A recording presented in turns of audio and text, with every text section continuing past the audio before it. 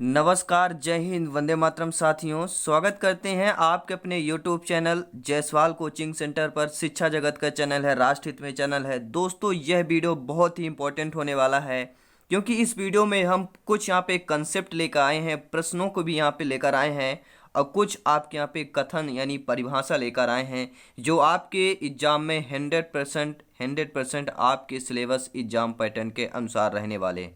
तो आइए यहाँ पर दोस्तों बात करते हैं। हम बात करेंगे दोस्तों, पहला यहाँ पे टॉपिक है कि पर्यावरण के अवयव यानी कि इन्वायरमेंटल कंपोनेंट्स जो होते हैं। आपने अभी तक पढ़ा होगा स्थल मंडल, जल मंडल, वायुमंडल। दोस्तों, पिछले वीडियो में एक क्वेश्चन का आंसर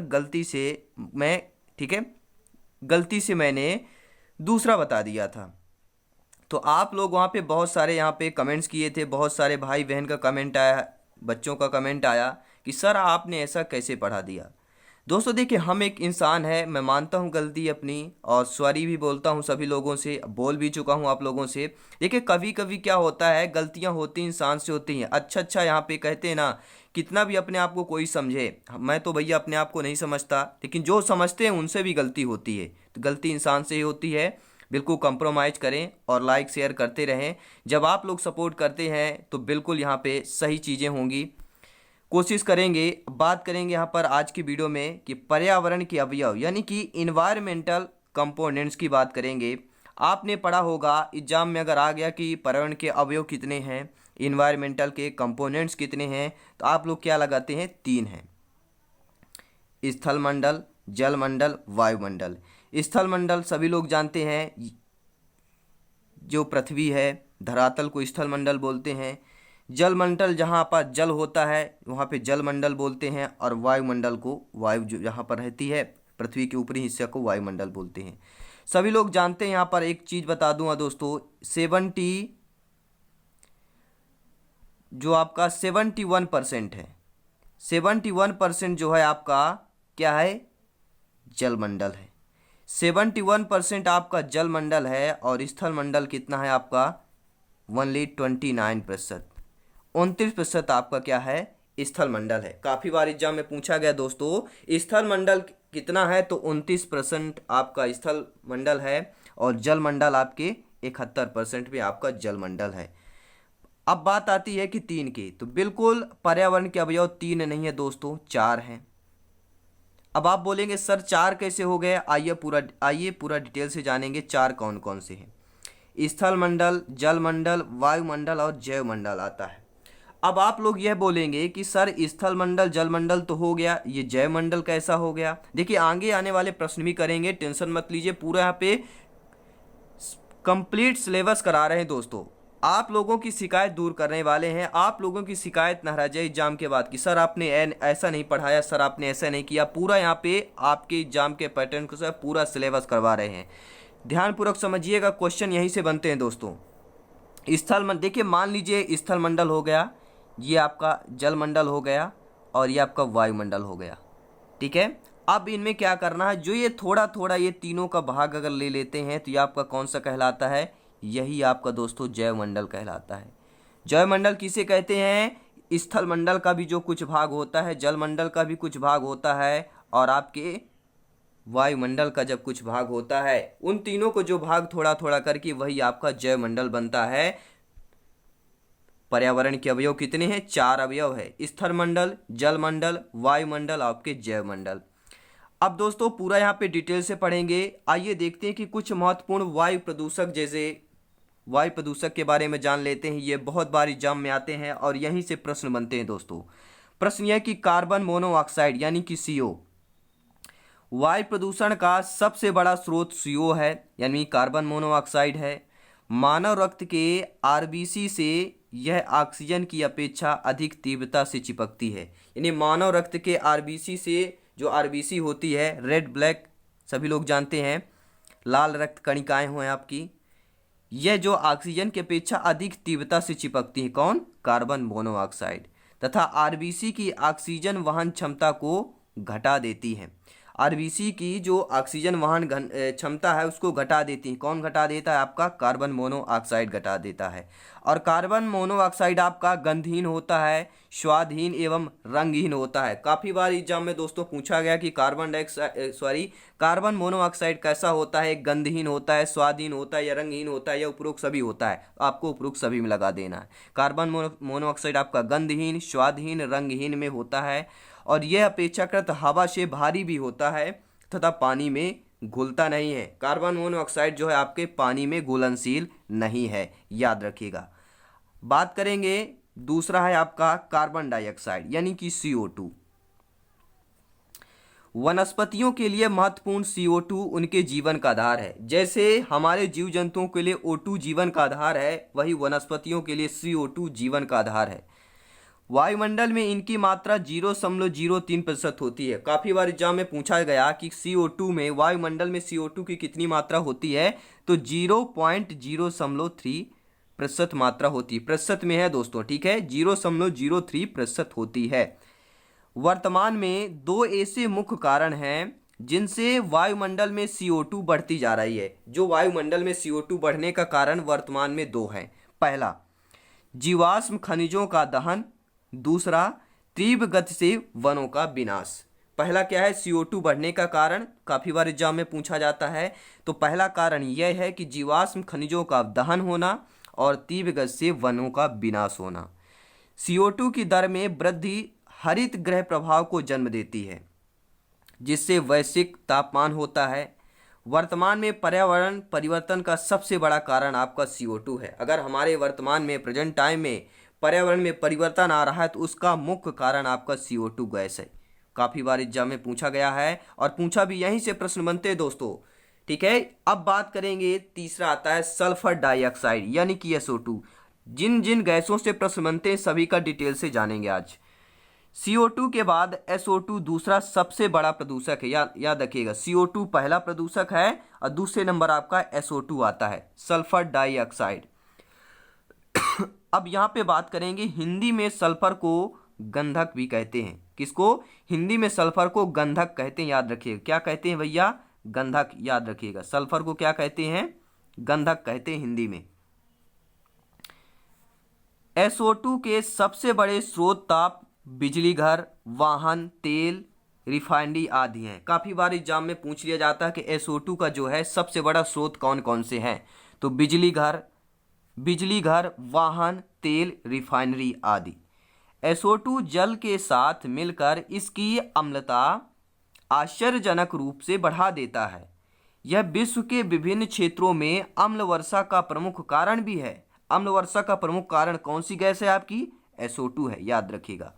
ताजमहल और आसपास के क्षेत्र में प्रदूषण का मुख्य कारक क्या है? SO2 है। काफ़ी बार बहुत एग्जाम में पूछा गया दोस्तों। तो आप लोगों को देखिए दो ऑप्शन दे दिया जाएगा, CO2 दे दिया जाएगा, SO2 दिया जाएगा, H2 दे दिया जाएगा। इनमें से कोई नहीं या उपरोक्त सभी दे दिया जा सकता है। तो देखिए, ताजमहल और आसपास के क्षेत्र प्रदूषण का मुख्य कारण क्या है? आपका SO2 है, याद रखिएगा, ठीक है। CO2 मत लगा के चले आइएगा। बहुत सारे बच्चे क्या करते हैं, CO2 लगा के चले आते हैं, जो कि गलत है। आपको SO2 लगाना है। अब बात करेंगे यहाँ पे चौथा यहाँ पे आपकी गैस होती है नाइट्रोजन के ऑक्साइड की बात करेंगे, यानी कि NO2 की बात करेंगे। ये इससे भी प्रश्न आपकी एग्जाम में आते हैं। नाइट्रोजन की ऑक्सीजन के साथ क्रिया होने पर नाइट्रिक ऑक्साइड यानी कि NO तथा नाइट्रोजन डाइऑक्साइड का निर्माण होता है। नाइट्रोजन की ऑक्सीजन के साथ, जब नाइट्रोजन और ऑक्सीजन के साथ क्रिया होता है तब आपका नाइट्रिक ऑक्साइड और आपका नाइट्रोजन डाइऑक्साइड, नाइट्रोजन डाई यानी कि दो ऑक्साइड, NO2 का निर्माण होता है।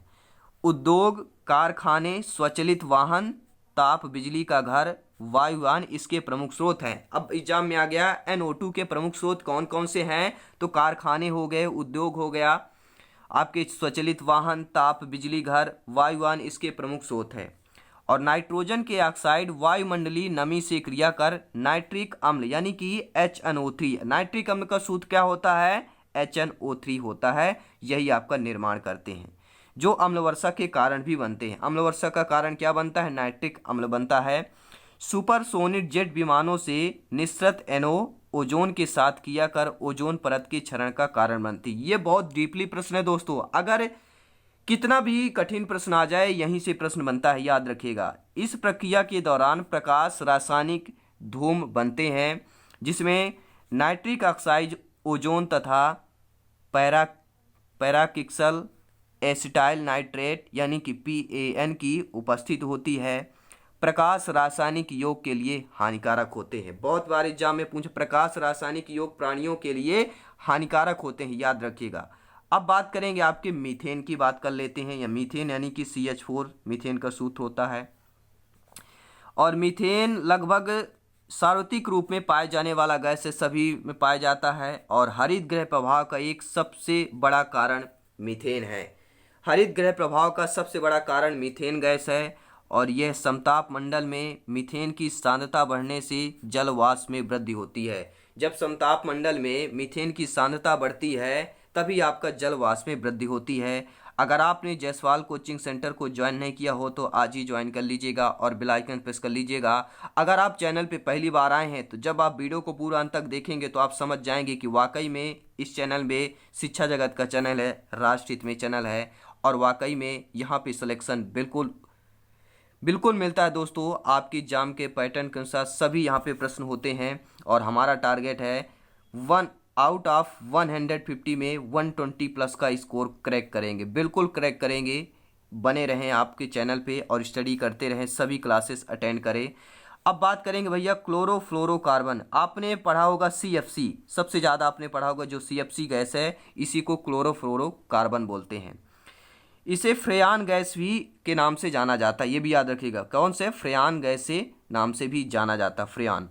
आधुनिक युग के बढ़ते प्रसाधन ही इसके उत्सर्जी हैं। CFC में उपस्थित क्लोरीन ओजोन परत को नुकसान पहुंचाता है। जो CFC में क्लोरीन होता है वही आपका ओजोन परत में नुकसान पहुंचता है।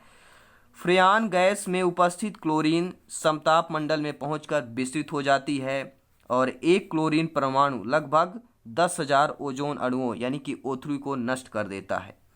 वर्तमान में CFC के स्थान पर HCFC तथा HFC 134A का प्रयोग हो रहा है। यह आपका CFC से संबंधित प्रश्न हो गया।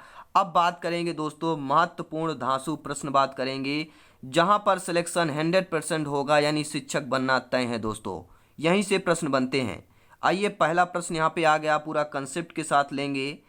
वायुमंडल में गैसों का अनुपात कितना होता है? बहुत ही बार एग्जाम में पूछा जाता है कि वायुमंडल है जो, उसमें गैसों का अनुपात आखिरकार होता कितना है। तो उत्तर क्या है? नाइट्रोजन 78.08%, ऑक्सीजन 20 यानी कि 20.94% और आर्गन 0.93% और कार्बन डाइऑक्साइड 0.03%।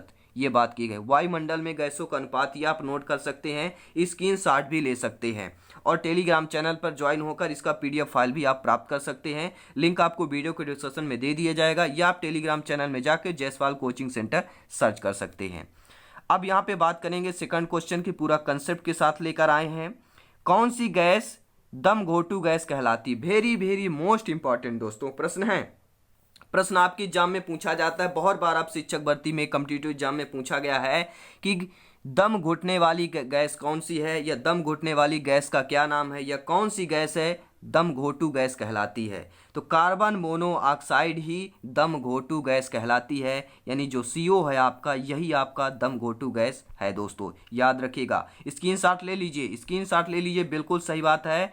और वह गैस कौन सी है जो हीमोग्लोबिन की ऑक्सीजन वहन क्षमता को कम कर देती है? वेरी मोस्ट इंपॉर्टेंट को दोस्तों, वह गैस कौन सी है जो आपके हीमोग्लोबिन की ऑक्सीजन वहन क्षमता को कम कर देती है? यही आपकी कार्बन मोनोऑक्साइड है। मोनो यानी क्या होता है? एक होता है। डाई यानी क्या होता है? दो होता है। ट्राई यानी क्या होता है? तीन होता है, याद रखिएगा। कार्बन मोनोऑक्साइड यानी कार्बन मोनो यानी एक ऑक्साइड यानी कि CO। यह गैस कार्बन मोनोऑक्साइड यानी CO हीमोग्लोबिन की ऑक्सीजन वहन क्षमता को कम कर देती है। नेक्स्ट क्वेश्चन देखेंगे, अगला प्रश्न है पॉल्यूशन शब्द की उत्पत्ति किस शब्द से हुई है? जो पॉल्यूशन होता है, ठीक है, पॉल्यूशन जो होता है, ये पॉल्यूशन जो शब्द है इसकी उत्पत्ति किस शब्द से हुई है? तो यह आपके लैटिन भाषा के पोल्यूशोनम शब्द से हुई है। वेरी वेरी मोस्ट इंपॉर्टेंट प्रश्न है दोस्तों, काफी बार एग्जाम में पूछा गया है। अगर यह प्रश्न इंपॉर्टेंट हो तो वीडियो को लाइक और कमेंट कर दीजिएगा। जब आप लोग लाइक करते हैं तो मुझे एक अंदर से जुनून होता है कि वाकई में मुझे वीडियो बनाना चाहिए और आपको यहाँ पे 100% आपका जो अध्यापक बनने का सपना है जरूर पूरा होगा दोस्तों। तो यहाँ पे क्या हो गया, पॉल्यूशन शब्द की उत्पत्ति किस शब्द से हुई है, लैटिन भाषा के पोलिशोनम से हुई है, याद रखिएगा। नेक्स्ट क्वेश्चन देखते हैं, अगला प्रश्न है क्रैकिंग गैस किसे कहा जाता है। क्रैकिंग गैस इसे बोलते हैं ना MPTT crack, CTET crack, UPTET crack, ये तो आपने टैग सुना होगा, लेकिन क्रैकिंग गैस नाम से है। क्रैकिंग गैस भी होती है, किसे कहा जाता है तो सल्फर डाइऑक्साइड। सल्फर ये हो गया, डाइऑक्साइड यानी कि O2, SO2 को ही दोस्तों क्रैकिंग गैस भी कहा जाता है, याद रखिएगा। अब क्रैकिंग गैस क्यों कहा जाता है, काफ़ी बार सुनने में आया कि जो ताजमहल में कुछ ताजमहल जो भी अपनी ऐसे विरासत जो इमारतें हैं, ठीक है, जिससे भारत का नाम जुड़ा हुआ है, जिससे भारत का नाम ऊंचा है, ऐसे इमारतों में अगर सल्फर डाइऑक्साइड का अगर यहाँ पे गैस अगर बढ़ रही है तो यहाँ पे कहीं ना कहीं खतरा होगा, यानी क्रैकिंग गैस, इसीलिए इसका नाम सल्फर डाइऑक्साइड यानी SO2 को दिया गया है। बात करेंगे नेक्स्ट क्वेश्चन की, मीथेन गैस के उत्सर्जन के स्रोत माने जाते हैं। जो मीथेन गैस है, मीथेन गैस यानी कि CH4 जो होता है, इसके उत्सर्जन के स्रोत माने जाते हैं आर्द्र भूमि, धान के खेत, कोयले की खदान, जुगाली करने वाले पशु, समुद्र इत्यादि। मीथेन गैस के उत्सर्जन के स्रोत कौन कौन से हैं, आप स्क्रीनशॉट ले सकते हैं। नेक्स्ट क्वेश्चन देखेंगे, अगला प्रश्न यह है कि ताजमहल किस गैस के कारण सर्वाधिक प्रभावित हुआ है। अभी मैंने पिछले question just one before question मैंने आपको बताया था कि ताजमहल किस गैस के कारण सर्वाधिक प्रभावित होता है, वही आपका सल्फर डाइऑक्साइड है यानी कि SO2 है। ठीक है, किस गैस के कारण सर्वाधिक प्रभावित हुआ है, आपका वही SO2 है, तो इसीलिए आपको क्रैकिंग गैस के नाम से जाना जाता है SO2। नेक्स्ट क्वेश्चन देखेंगे, अगला प्रश्न यह है कि मीथेन किस स्रोत से सर्वाधिक मात्रा में उत्सर्जित होता है। दोस्तों टॉप क्लास की यहाँ पे क्लासेस चली है, टॉप क्लास का यहाँ पे कोचिंग सेंटर है, और ये दोस्तों बता दूं टॉप क्लास की यहाँ पे स्टडी मटेरियल मिलने वाली है दोस्तों, आज ही ज्वाइन करें, जरूर लाइक और सभी फैमिली फ्रेंड में शेयर करें। जिसका सपना है शिक्षक भर्ती पाना, वो भैया 2020 में जायसवाल कोचिंग सेंटर, जब आप एग्जाम होगा इसके बाद बच्चे के मुख पे होगा जायसवाल कोचिंग सेंटर। आप लोगों का प्यार और स्नेह मिल रहा है दोस्तों, बहुत बड़ी बात है मेरे लिए। प्रश्न यह है, मीथेन किस स्रोत से सर्वाधिक मात्रा में उत्सर्जित होता है, तो आर्द्र भूमि में सर्वाधिक होता है, यानी मीथेन गैस का स्रोत जो है सर्वाधिक मात्रा आपके आर्द्र भूमि में 76% दोस्तों। जो मीथेन गैस है सबसे ज़्यादा आपकी सर्वाधिक जो स्रोत है उत्सर्जित होती है वह आर्द्र भूमि से होती है, याद रखिएगा। नेक्स्ट क्वेश्चन यहाँ पे देखेंगे, शीशे से मानव शरीर का कौन सा भाग अधिक प्रभावित होता है, यानी शीशे से मानव शरीर का ऐसा कौन सा अंग है जो सबसे अधिक प्रभावित होता है, तो मस्तिष्क होता है, जिसे हम तंत्रिका तंत्र बोलते हैं। अगला प्रश्न आइए देख लेते हैं, पूरा डिटेल के साथ जानते हैं। बेंजीन से कौन सा रोग होता है, बेंजीन है जो, इससे कौन सा रोग होता है, तो रक्त कैंसर होता है। क्या होता है, ल्यूकेमिया होता है। बेंजीन से कौन सा रोग होता है, रक्त कैंसर होता है, याद रखिएगा।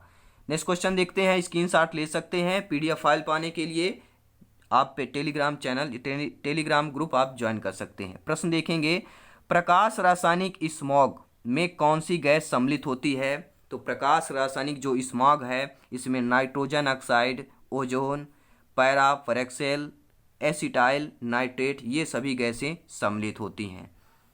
नेक्स्ट क्वेश्चन है, आइए देख लेते हैं। सुपरसोनोटेक जेट विमानों से निकलने वाली कौन सी गैस ओजोन क्षरण के लिए अहम भूमिका निभाती है, यानी जो सुपरसोनोटेक जेट विमान होते हैं उनसे ऐसी कौन सी गैस निकलती है जिससे ओजोन क्षरण होने में अहम भूमिका वो गैसें निभाती हैं, यानी कि ओजोन का क्षरण ज़्यादातर होता है, तो आपका नाइट्रोजन ऑक्साइड है। क्या है, नाइट्रोजन ऑक्साइड है। सुपरसोनोटेक जेट विमानों से निकलने वाली कौन सी गैस है ओजोन क्षरण में अहम भूमिका निभाती है, नाइट्रोजन ऑक्साइड है। वेरी वेरी टॉप क्लास के VVIP प्रश्न है दोस्तों, ये प्रश्न आपको ज़िंदगी में नहीं भूलने वाले हैं, ज़िंदगी में नहीं भूलने हैं और भूलना भी नहीं है, और दोस्तों को शेयर भी करना है। स्टोन लेप्रोसी क्या है, क्या आपने नाम सुना है दोस्तों, स्टोन लेप्रोसी है क्या, तो अम्ल वर्षा के कारण प्राचीन भवन व मूर्तियों का गलना ही स्टोन लेप्रोसी कहलाता है। जो भी अम्ल वर्षा जब होती है उसके कारण जो भी प्राचीन इमारतें हैं, भवन हैं, मूर्तियां हैं, अगर उनका गलना हो रहा है, उनका क्षरण हो रहा है, तो उसी को स्टोन लेप्रोसी बोला जाता है। अगला प्रश्न आइए देख लेते हैं, इटाई रोग किसके कारण होता है। Very very most important question है दोस्तों। आज का वीडियो ही कहा जाए तो सबसे बेस्ट वीडियो होने वाला है और सबसे लाइक भी इसी वीडियो में मिलने वाले हैं दोस्तों, याद रखिएगा। आप इसको एक हफ्ते बाद ये वीडियो देखेंगे, सबसे ज़्यादा लाइक मिलने वाला है, सबसे इंपॉर्टेंट वीडियो भी है। इटाई रोग किसके कारण होता है, तो कैडमियम के कारण होता है। किसके कारण होता है, कैडमियम के कारण होता है, याद रखिएगा। नेक्स्ट क्वेश्चन देखते हैं, लाइकेन किस पर्यावरणीय प्रदूषण के सूचक माने जाते हैं। जो आपका लाइकेन है किस पर्यावरणीय प्रदूषक के सूचक माने जाते हैं, तो वायु प्रदूषण के सूचक माने जाते हैं। कौन, लाइकेन। लाइकेन जो है पर्यावरण प्रदूषक के सूचक माने जाते हैं वायु प्रदूषण के, ठीक है। लाइकेन वायु प्रदूषण के प्रदूषक माने जाते हैं। आइए नेक्स्ट क्वेश्चन देख लेते हैं। अगला प्रश्न यह है, पार्थिनियम जिसे गाजर घास भी बोलते हैं, केक परागकण से कौन सा रोग होता है। यानी पार्थिनियम में जो है आपका, जिसे गाजर घास बोलते हैं आपकी होम लैंग्वेज में, केक परागकण से कौन सा रोग होता है, तो इससे चर्म रोग एवं दमा का होता है, याद रखिएगा, चर्म रोग और दमा। स्क्रीनशॉट लेते जाइए। नेक्स्ट क्वेश्चन है, वाहनों से निकलने वाले प्रदूषण को कम करने के लिए गाड़ियों में क्या लगाया जाता है। अगर वाहनों को निकालने वाले प्रदूषण को अगर कम करना हो, यानी वाहनों से प्रदूषण निकलता है, क्योंकि धुआं होता है तो प्रदूषण अवश्य निकलता है, धुआं के कारण ही तो आपका वायु प्रदूषण होता है। अगर उसको कम करना हो, गाड़ियों में वायु प्रदूषण को कम करना हो, तो क्या लगाया जाता है, तो आपका कैटलिक कन्वर्ट स्क्रबर लगाया जाता है। क्या लगाया जाता है, कैटलिक कन्वर्ट स्क्रबर लगाया जाता है, याद रखिएगा। स्क्रीनशॉट लेते जाइए सभी प्रश्न का, सभी वीवीआईपी प्रश्न है, मोस्ट इंपॉर्टेंट प्रश्न है और आपके शिक्षक बनने का यही रास्ता तय करने वाले हैं, यही दिखाने वाले हैं। बात करेंगे दोस्तों, गर्व की बात है, आप लोग हमारे इस ग्रुप के, इस परिवार का हिस्सा हैं। बात करेंगे प्रश्न, कांग्रेस घास किस घास को कहा जाता है। अब ये पार्टी का नाम भी, कांग्रेस तो एक पार्टी का, बीजेपी हो गया, ठीक है, आप हो गया, सपा हो गई, बीएसपी होगी, ये पार्टी के नाम है, तो यहाँ पार्टी पे नहीं जाना है। बात करेंगे कांग्रेस घास, एक घास का नाम है दोस्तों। कांग्रेस किस घास को कहा जाता है, पार्थिनियम, यानी गाजर घास को ही कांग्रेस घास कहा जाता है। अब आप जिस तरह से ले सकते हैं भैया, यानी गाजर घास जो पार्थिनियम है उसी को ही कांग्रेस घास के नाम से भी जाना जाता है, याद रखिएगा। बहुत ही मोस्ट इंपॉर्टेंट प्रश्न है। आइए अगला प्रश्न देखते हैं, सीसा रहित पेट्रोल में उचित ऑक्टेन महान प्राप्त करने के लिए क्या मिलाया जाता है। अगर सीसा रहित पेट्रोल में उचित ऑक्टेन महान प्राप्त करने के लिए क्या मिलाया जाता है, बेंजीन, टॉल्यूइन एवं जाइलिन मिलाया जाता है। क्या, बेंजीन, टॉल्यूइन एवं जाइलिन मिलाया जाता है, तीन चीजें मिलाई जाती हैं। अब भैया आ गया नेक्स्ट क्वेश्चन, अम्लीय वर्षा के जल का पीएच मान क्या होता है। पीएच मान से एक क्वेश्चन रखा हुआ है दोस्तों, बिल्कुल कंफर्म बता रहा हूं, पीएच मान से एक क्वेश्चन रखा हुआ है। अब बात आती है पीएच मान की, बात कर लेते हैं। जिसका पीएच मान भैया 7 हो, क्या हो, जिसका पीएच मान 7 हो वह आपका उदासीन होगा। जिसका पीएच मान 7 से कम है वह आपका क्या होगा, अम्लीय होगा। जिसका पीएच मान 7 से अधिक है तो वह आपका क्या होगा, क्षारीय होगा, याद रखिए, क्या होगा आपका, वह क्षारीय होगा। तो यहीं से एक प्रश्न लेकर आए कि अम्लीय वर्षा के जल का पीएच मान क्या होगा, तो 4.2 से कम होता है, याद रखिएगा। पीएच मान से एक दो क्वेश्चन रखा है, याद रखिएगा, बहुत बार एग्जाम में पूछा जाता है। अगर 7 से अधिक है पीएच मान किसी का भी हो तो वह आपका क्षारीय हो में होगा, आएगा, याद रखिएगा। अगर 7 से कम है तो आपके अम्लीय में आएगा, और 7 अगर दिया है तो आपके उदासीन में कहलाएगा। अब बात करेंगे, मैंने पहले ही आपको बताया था कुछ यहाँ पे महत्वपूर्ण, यहाँ पर दोस्तों हम कथन और परिभाषा देखेंगे जो एग्जाम में पूछे गए हैं, बहुत ही महत्वपूर्ण है। कथन यह है कि पर्यावरण उन सभी बाहरी शक्तियों का प्रभावों का वर्णन करता है जो प्राणी जगत के जीवन, स्वभाव, व्यवहार, विकास एवं परिपक्वता को प्रभावित करता है। यह किसने कहा है, किसके अनुसार है, तो डगलस एवं रोमन हॉलैंड के अनुसार है कि पर्यावरण उन सभी बाहरी शक्तियों और प्रभावों का वर्णन करता है जो प्राणी जगत के जीवन, स्वभाव, व्यवहार, विकास एवं परिपक्वता को प्रभावित करता है। दूसरा यहाँ पे परिभाषा देखते हैं कि राष्ट्रीय पर्यावरण अनुसंधान परिषद 76 के अनुसार मनुष्य के क्रियाकलापों से उत्पन्न अपशिष्ट उत्पादों के रूप में पदार्थों एवं ऊर्जा के विमोचन से प्राकृतिक पर्यावरण में होने वाली हानिकारक परिवर्तन को पर्यावरण प्रदूषण कहते हैं। अब ये आपका देखिए परिभाषा आ सकती है कि यह परिभाषा किसके द्वारा कही गई है, तो राष्ट्रीय पर्यावरण अनुसंधान परिषद 1976 के अनुसार है यह परिभाषा। तो स्क्रीनशॉट आप लोग ले सकते हैं और जायसवाल कोचिंग सेंटर को ज्वाइन करना, सब्सक्राइब करना मत भूलिएगा और ये वीडियो को बिल्कुल लाइक करना है। सबसे पावरफुल लाइक वीडियो बना लेना है दोस्तों, अब तक का सबसे लाइकली वाला वीडियो बनाना है। आप लोग लाइक और प्यार जरूर करेंगे, उम्मीद करता हूँ वाकई में आप लोग अगर प्यार और स्नेह देते हैं तो मेरे लिए गर्व की बात है। मुझे एक मोटिवेट करने, अगर आप लाइक करते हैं तो मैं एक अपने आप एक मोटिवेट होता हूँ। जब मोटिवेट होता हूँ तो वाकई में लगता है कि मैं आपके लिए सब कुछ करने को तैयार हो जाऊं, सब कुछ तत्पर, बिल्कुल 24 आवर्स तत्पर हो जाऊं दोस्तों। अब बात कराती है ओडम की, एक दो आपके परिभाषाएं और देख लेते हैं। ओडम ने अपनी पुस्तक फंडामेंटल इकोलॉजी में क्या लिखा है, काफ़ी बार एग्जाम में पूछा गया है। ओडम ने अपनी पुस्तक फंडामेंटल इकोलॉजी में लिखा है, प्रदूषण हमारी हवा, भूमि एवं जल के भौतिक, रासायनिक अथवा जैविक लक्षणों में एक अवांछनीय परिवर्तन है। यह प्रश्न पूछा जा सकता है कि प्रदूषण हमारी हवा, भूमि एवं जल के भौतिक, रासायनिक अथवा जैविक लक्षणों में एक अवांछनीय परिवर्तन है। यह ओडम ने किस पुस्तक पे लिखा था, तो फंडामेंटल इकोलॉजी में लिखा है। किसने लिखा है, ओडम ने लिखा है। तो ये तीनों चीज़ें आप लोग स्टडी कर लीजिएगा। बात करते हैं अगली परिभाषा की। प्रदूषण उस समय घटित होता है जब मानव क्रियाओं के फलतः पर्यावरण में विद्यमान अधिकांश पदार्थ हानिकारक प्रभाव उत्पन्न करने लगते हैं। रॉयल कमीशन के अनुसार, किसकी परिभाषा है, रॉयल कमीशन के अनुसार है कि प्रदूषण उस समय घटित होता है जब मानव क्रियाओं के फलतः पर्यावरण में विद्यमान अधिकांश पदार्थ हानिकारक प्रभाव। दोस्तों पर्यावरण की पिछली क्लासेस देखना है तो आप प्लेलिस्ट में जाके देख सकते हैं। प्रैक्टिस सेट में मैथ्स की क्लास आपकी चल रही मिल जाएगी, हिंदी पेडागोजी की मिल जाएगी, हिंदी व्याकरण की मिल जाएगी, संस्कृत की मिल जाएगी क्लास, आपके बाल विकास की क्लास मिल जाएगी। आपका ऑलराउंडर यह चैनल है और पूरा सिलेबस यहाँ पे कवर करके चल रहे हैं आपके एग्जाम पैटर्न के अनुसार, पावर्ड बाई हमारी इच्छा, राष्ट्र हित में शिक्षा। तो जय हिंद, वंदे मातरम दोस्तों। वीडियो अच्छा लगे लाइक और शेयर कर दीजिएगा और चैनल पे पहली बार आए हैं तो सब्सक्राइब करने के साथ बेल आइकन प्रेस कर दीजिएगा। मिलते हैं नेक्स्ट क्लास में। जय हिंद, वंदे मातरम साथियों।